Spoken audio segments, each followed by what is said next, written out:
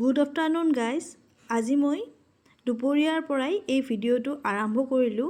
যাত্ৰা কেতিয়াবা প্লেনিঙৰ মাজতো হয় আৰু কেতিয়াবা আনপ্লেনিঙৰ মাজতো হয়, নহয় জানো? আজি মোৰ এই ভিডিঅ'টো আনপ্লেনিঙৰ যাত্ৰা।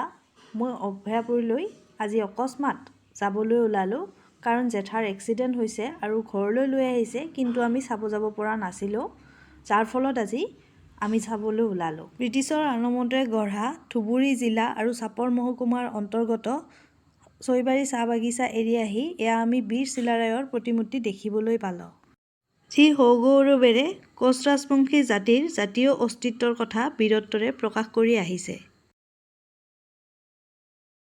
আৰু এই মহান বীৰৰ বীৰত্বৰ কথা আমি সকলোৱে সৰুকালতেই কিতাপে পত্ৰই পঢ়ি আহিছোঁ।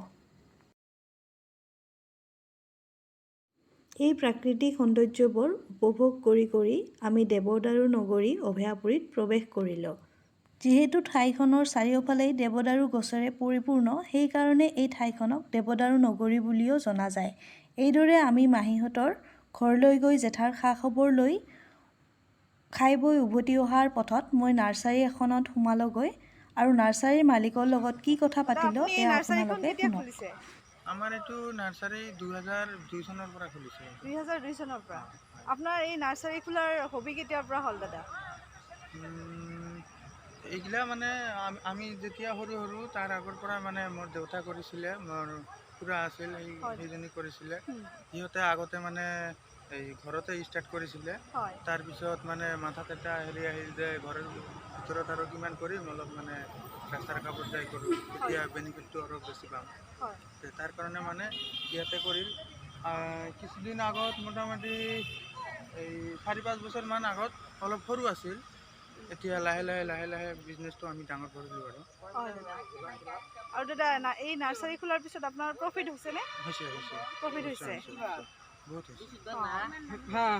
ইয়াতে কিমান দাদা কি মানুহ কৰি আছে, কাম কৰি আছে? বৰ্তমান পাৰ ডে আমাৰ ইয়াত 12জন-14জন এনেকুৱা কৰি আছে, আৰু যেতিয়া বেছি দৰকাৰ হয় তেতিয়া আৰু বেছি হয়, মানে এনে পাৰ ডে 10জন-15জন এনেকুৱা। দাদা এই ফুলবিলাক যে মানে কেনেকুৱা ধৰণৰ যত্ন ল'ব লাগিব? ছাপ'জ এই ফুলডালেৰে হওক, সেইবিলাকৰে হওক, তেনেকুৱা বেছি একদম হেৰি কৰিব নালাগে। তাৰমানে আপুনি গোবৰৰ সাৰ আৰু ভাৰ্মি কম্পষ্ট আৰু আপোনাৰ এই যে সাৰৰ দোকানত যে পোৱা যায় যে গভৰ্ণমেণ্ট সাৰটো, এইবিলাক অকল। নাৰ্চাৰীখনৰ নাম কি? মণ্ডল নাৰ্চাৰী ৱৰ্ল্ড। আৰু ইয়াতে দাদা বিভিন্ন প্ৰজাতিৰ ফুল পায়? বিভিন্ন ধৰণৰ ফুল পাব, ফল মূল ধৰণৰ যিকোনো বিভিন্ন ধৰণৰ ফল মূল গছ পাব আমাৰ। ঠিক আছে দাদা। এইদৰে দাদাজনে নাৰ্চাৰীখনকে জীৱিকাৰ পথ হিচাপে বাছি লৈছে আৰু কমেও 10-12জন মানুহক সংস্থাপনৰ বাট দেখুৱাইছে, লগতে সমাজ এখনকো আগুৱাই লৈ যোৱাত সহায় কৰিছে। আৰু এই বহলপুৰৰ ৰাস্তাৰ কাষতে থকা মণ্ডল নাৰ্চাৰীৰ পৰাই মই আজি বিভিন্ন ধৰণৰ ফুল কম মূল্যতে ঘৰলৈ লৈ আহিলোঁ। আৰু আপোনালোকেও এইখন নাৰ্চাৰীৰ পৰাই ফুলৰ উপৰিও বিভিন্ন ফল মূলৰ গছ-গছনি অধিক কম মূল্যতে ঘৰলৈ আনিব পাৰে।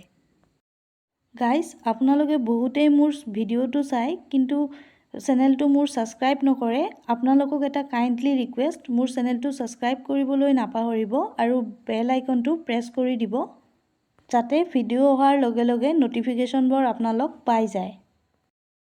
আজিৰ এই ভিডিঅ'টো চাই কেনে পালে কমেণ্ট কৰি জনাব, আৰু মোৰ চেনেলটো লাইক, শ্বেয়াৰ আৰু ছাবস্ক্ৰাইব কৰিবলৈ নাপাহৰিব। আজিলৈ সামৰিছোঁ। শুভৰাত্ৰি।